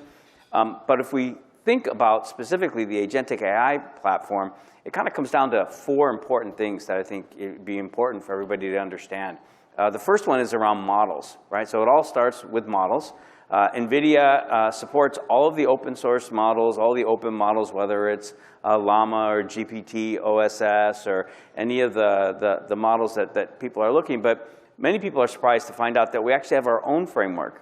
So I always tell people that when you're talking to ChatGPT, chat is just how you interact with it. The model's called GPT, and a lot of people don't know that. Yeah. And so our model is called, our framework is called NeMo, and our models are called Nemotrons. And so one of the things that we do is we can take an open source model like a Llama, and we can make it better without losing any of the characteristics of the open source model. So we can make it smaller, we can make it faster, And we do that using our framework. It's called the Llama Nemotron. And then we also can add in reasoning. So, with DeepSeek earlier this year, everybody really realized what the possibilities were for reasoning. But some people don't want to use DeepSeek alone as a model. So we can distill the reasoning out of DeepSeek into a Llama Nemotron model. So now you have a Llama Nemotron reasoning model, right? And just last week, we introduced another version of that. So it starts with the models, and we give you the best models, and I think some of them were even shown in the demo. And then we put the models in a NIM, which is an NVIDIA inferencing microservice, so we make it easy for users or developers to call the models. And then those NIMs aren't just for the open models. We actually have, as part of our NeMo framework, we have a set of NeMo microservices that do everything from retrieving to embedding, that allow you to create RAGs very easily, to do evaluations of the models, to do guardrails of the models, all based on this concept of a NIM. And then, lastly is really how do we take those to help our customers deploy them in the context of a data robot platform through the use of blueprints, right? And so we have a library that we affectionately call NATE. It's the NeMo Agentic Toolkit. And so NATE allows you to work across any agent platform. It's not actually an agent platform. It connects all the different agent platforms, provides observability, and allows you to look through different connections to remove bottlenecks, to optimize, et cetera. And so all of that is something that we've been working on together as part of your platform. So it's models, NIMs, NeMo, and Blueprint. That's awesome. We talked about the agent workforce platform and sort of working with NVIDIA. What we love is that we're a relatively small company, but we have the full power of all the work that you've done with the support, with your sort of warranties around sort of making sure they're up to date, optimizations, and it's sort of embedded in the platform. So we sort of get the benefit of all of that right off the bat. So that's been sort of... Absolutely. All of that, of course, comes with full enterprise support, backing, bug fixes, patches, specific releases for production and deployment. Yeah, if there's one thing that bothers the IT team is like open source software that has vulnerabilities, and someone says, okay, this happened, like who's supposed to, no one's in charge for the open source, and you have to sort of, it's a do-it-yourself project. So it's great to have sort of a single throat to choke, so to speak, in us, and then after that, sort of, we'll sort of escalate to you to sort of make sure that the right things come in. That's right. You choke him, he'll choke us. That's right, that's right. It's an escalation. I wanted to just sort of ask you a little bit on sort of like this idea of like NVIDIA building so much software. How does that sort of get seen in the broader industry, and sort of what do you see from your side? Yeah, so I spend a lot of time thinking about what the end market structure is going to be. Because you have one example from the internet and the cloud computing days, but things are evolving so much, right? At the bottom, right, in the NVIDIA with CUDA probably kind of captures a lot of the value. And then there was a whole debate about what was going to be in the middle, and there was Anthropic, there was OpenAI, and there are all these open source models. But we at some point thought that these models are kind of going to get commoditized, but what Anthropic and OpenAI has done is they have rapidly become application software companies, right? Like in my mind, OpenAI is almost like equivalent to Google because ChatGPT kind of drives a lot of their revenues, just like Google search. And then, of course, they have their API services, right? And Anthropic is kind of reverse, more like Microsoft, where they have most of their revenues coming from enterprises, and then they have Claude, people use it a little bit, right? But the question is, how does that ecosystem evolve beyond that? Is there going to be a place for open source models, right? Or is everything going to be kind of converge in these 2 or 3 companies if you include Google? Because if you believe that it's only going to be 3 models, then a lot of things go away. Like, do you need all these inference providers? Then, so we kind of spend a lot, and then we also are trying to imagine how further up the chain is OpenAI and Anthropic going to go? Like, there's 11 labs out there doing all of these speech to text. There's text to speech. But OpenAI is also working on these things, right? So it's, and so we try to kind of get analogies from the previous generation of what happened. Like, hey, nobody made any money on frameworks because you had to buy observability around that. But, LangChain is doing a big round, right? So these are some of these things that I sometimes struggle with, and versus the junior partners, because they have never seen this, right?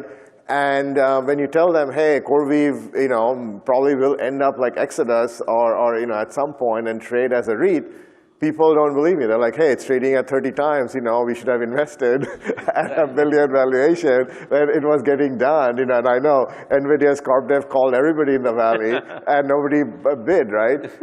So some of these things are, it's hard to kind of, for us, we have to make investments and return capital in like 3 years, 4 years, right? Whatever.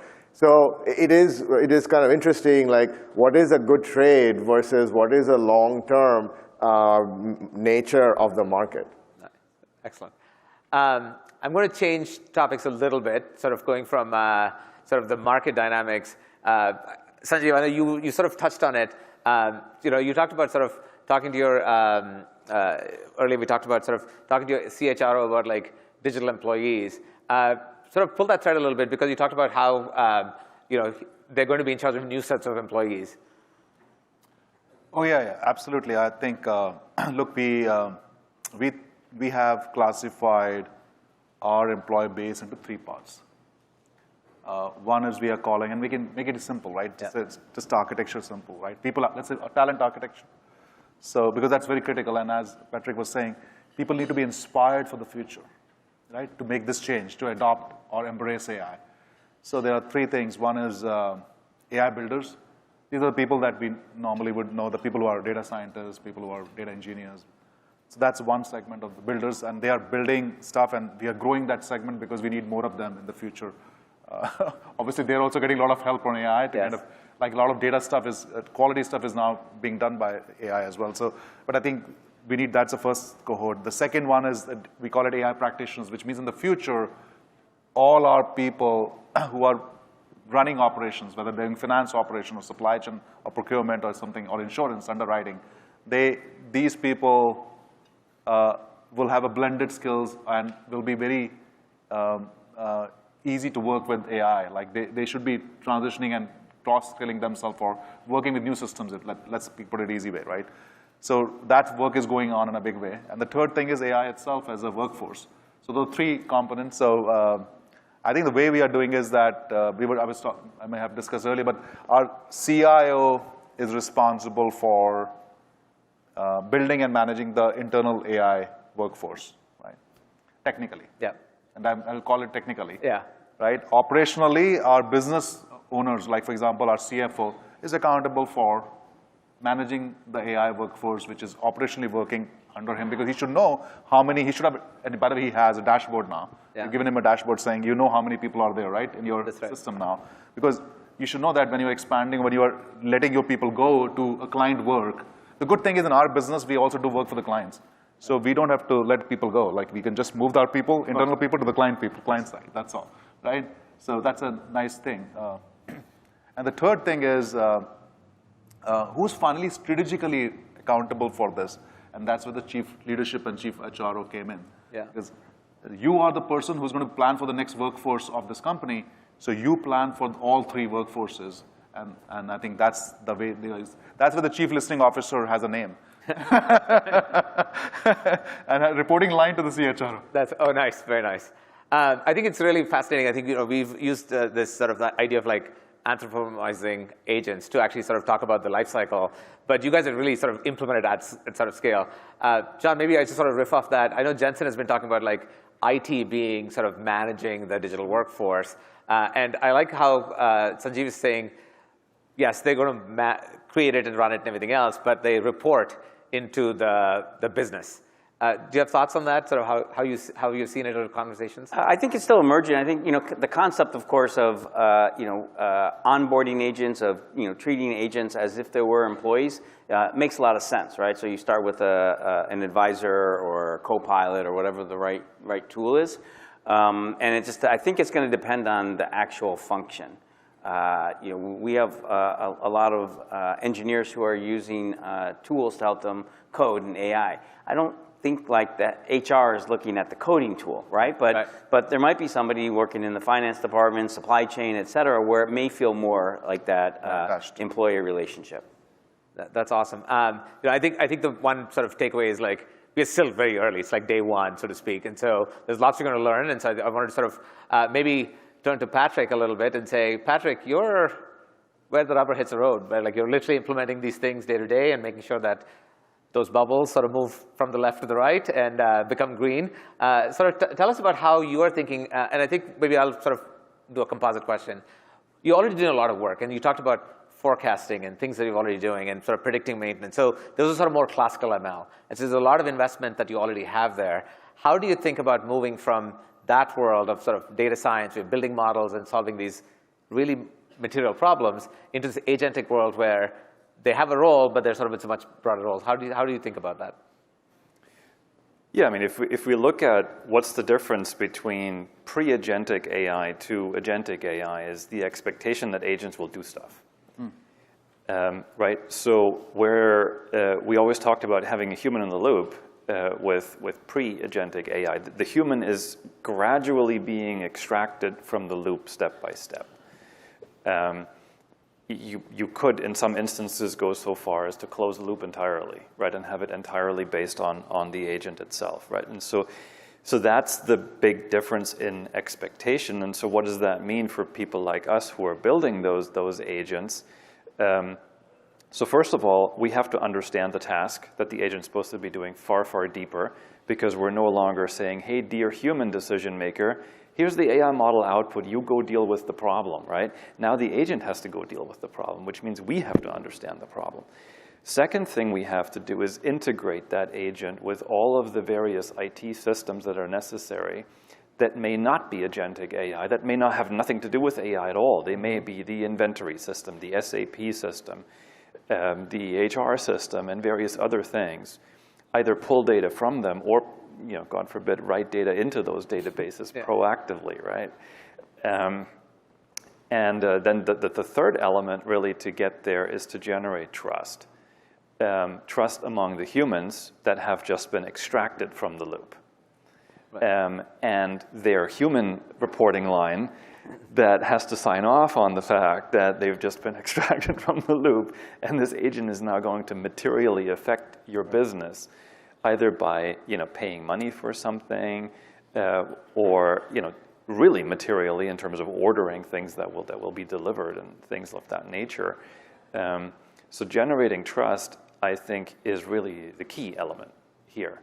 And if you've generated the trust, then it makes it easier to do the integration, which costs money and people, and then ultimately to make the decision to interact with the business to understand the problem enough that they can codify it for an agent to do. But those are, I think, the three key steps to get there. Excellent. Maybe, Jay, I'll sort of have you riff on this, because there's so much we hear about sort of consumer agents and sort of like the hype and things like that. Thinking about a little bit of an enterprise, and you've heard every day today, so much depth in sort of understanding the people stuff, the data, the integration into the infrastructure. So what do you see in the industry on that front? And sort of maybe a little bit on where you see data robot. So I think there are certain places where people are already doing it, right? Like the voice thing is very common. People, customer support, right? More and more people are using voice, like voice agents to take customer support. But I think the challenge is the IT departments are trying to protect all these agents from doing stuff, but tools are just coming in. You can take like relevance, or you can take something else and you start connecting into a SAP system. I was talking to a CIO, and the CIO was like, well, my SAP system slowed down. I didn't know why. And they found out that there were like, 30 or 40 agents that people had just written was just hitting the SAP system, right? And all of a sudden.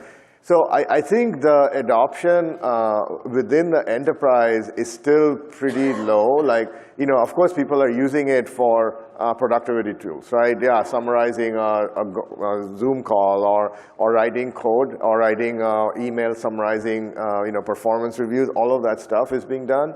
But what you were saying, that the trust is not there with these agents to kind of go and do things. So I still hear from larger company CIOs, is that I can't deploy this agent because I don't know what it's going to do, right? It's what it's going to respond, how it's going to hallucinate. But on the other hand, like there is so much momentum that it's all going to get solved, right? And I think this is where, I'm kind of preaching to the choir. DataRobot has a pretty good vantage point in solving all of these things, right? Because you have the platform, you can enable people to build agents that are trustworthy. You can build things that enable people to have always human in the loop to kind of verify what the agent has done is actually true or not. Although, the problem is that, again, you need to verify the humans have actually verified it, because I see in the coding side, in the code review tools, people just check in stuff without, although the human is supposed to review this other person's code based on all these coding tools. But yeah, so it's like a process. I think the enterprises have just started going. And I think just like everything else, people are going to start using it without the blessing of the IT. So I think the people who run IT or who are trying to put guardrails have to be aware of that. Like, people are going to bring in tools and start using these agent builders. Awesome. Thanks for that. Yeah, I think enterprise adoption is going to be hard, and we are on that journey. That's kind of what we are talking about here. So maybe just in the last few minutes, I want to sort of get maybe a quick round of questions from you. So what is your one piece of advice to the audience of both practitioners and CIOs and C-suite on sort of this transition as we go to an agent workforce? Well, as I've said, really deeply understand the business need. Look at the value. Look at what the agent is supposed to actually do. The technology is out there, so DataRobot will supply you with the means to get it done. So focus on your business rather than focus on all the technology. And comparing the different large language models, they're all roughly the same in terms of their goodness, right? What you need is the platform to stitch all the pieces together and deliver you a fully functional product, which DataRobot will do for you. Yeah, I think CIOs have a tendency to lock down things. I don't think you can do that, right? I think right now people are just going to adopt all these agents and all these agentic tools that's out there. So I think you just have to be very nimble and say that, hey, things are going to change. The architecture of all of these things are going to change. So build things, let your employees and your users kind of start using these agents, but just make sure that you build it in such a way that as things change underneath it and as security things bubble up and people implement security and guardrails, that you can implement those as quickly as possible. Very cool. As a CTIO, what is your advice? Look, I think, as I mentioned, let me just rephrase that. I think the time is now. The time wasn't earlier. The time wasn't last year.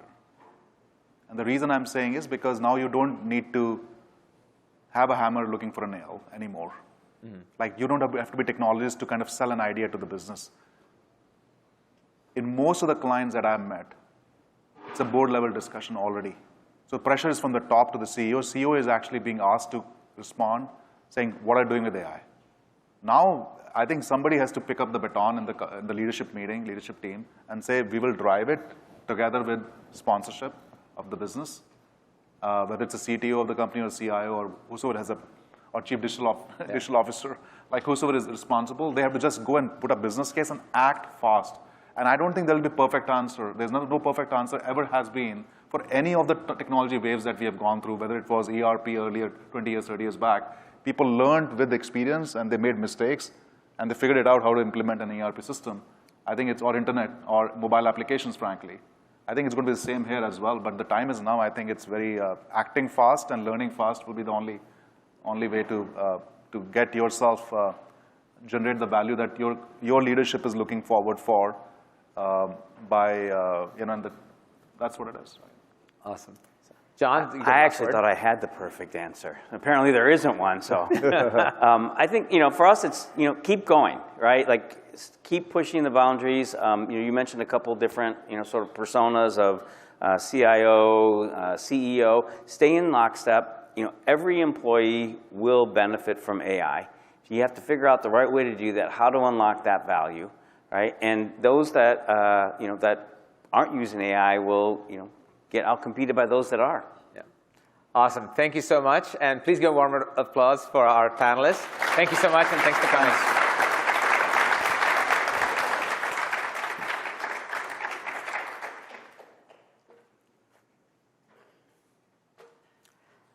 All right, we are wrapping up now. So let's, I talked about, I don't know whether you have a plan to finish. And so they told me it's maybe too hardcore, so I plan to succeed. That's the plan, right? And so hopefully you've taken a few things away from today.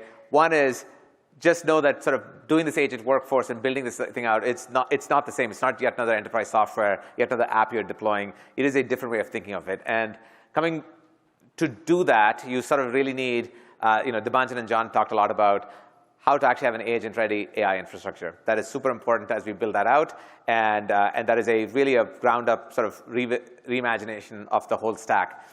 And then we heard Luke and Praktar really talk about what does it take to get it into production through the whole lifecycle and update them. And I think like you heard from all the panelists as well, sort of how do we think about, it's not just a simple technology thing, it's not a single model thing. It is about how do you sort of think through the whole lifecycle. And then obviously heard from great sort of guest speakers to speak to their lived experience on how they wanted to build and deploy these models and how they're sort of working through it. But the one thing I loved in all those things is that they talked about you have to get started. And so I want to just finish up with this thing, which is the best way to start is to get started. And so we are building this pop-up series called Agents in the AM that really brings everything we did today on the road to a city near you. So we have 4 cities already planned, and we are sort of going on that in the fall. But we are anxious to sort of get in front of you wherever you are. So use the QR code, let us know where you are and whether you want us to come. What is going to happen in Agents in the AM is twofold. We are obviously going to have this strategic discussion with the team, but really we want to be hands-on. We want to be able to take you, not just do a demo, but get your implementation team, get your Patricks, and let's get in front of get on the code, and let's build these agents and walk them through the whole life cycle and get you started. So again, that's what we want to do, and we are ready to help. So with that, that concludes our presentation today. So thank you, everyone, for coming today and spending the time this morning with us. And we'll see you soon. Thank you. All right. Good.